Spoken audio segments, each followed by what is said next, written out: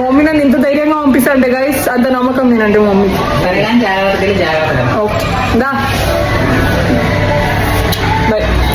So ఇన్నారు కదా bye, గది ముచ్చట. ఈ రోజు మా అమ్మ అయితే నన్ను ఈవినింగ్ బయటికి పంపించింది, అది కూడా ఒక్కదాని. అంటే నేను ఈ బ్లాగ్ చేయాల్సిన అవసరం ఏంటంటే, అంటే కొంతమంది మమ్మీలు అంటే ఎట్లా అంటే మరీ స్ట్రిక్ట్ గా అట్లా ఇట్లా చేసి వేయించుతారు. కానీ అంటే స్ట్రిక్ట్ గా వేయించుకుంటే నేను తప్పని చెప్పను, కాకపోతే మా మమ్మీ మాత్రం నన్ను మస్తు నమ్ముతుంది.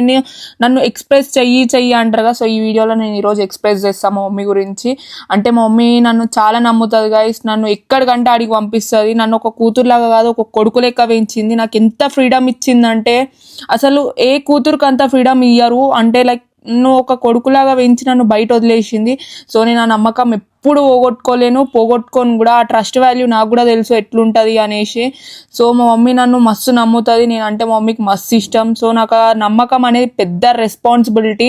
సో నన్ను ఎప్పుడు ఎక్కడ డౌట్ పడకుండా ఏడికంటే అరే నా కూతురు ఏం చెయ్యదురా అనే నమ్మకం మా మమ్మీకి ఉంటుంది. సో నేను ఇంత నైట్ అయినా నేను మస్తు ధైర్యంగా పోతా.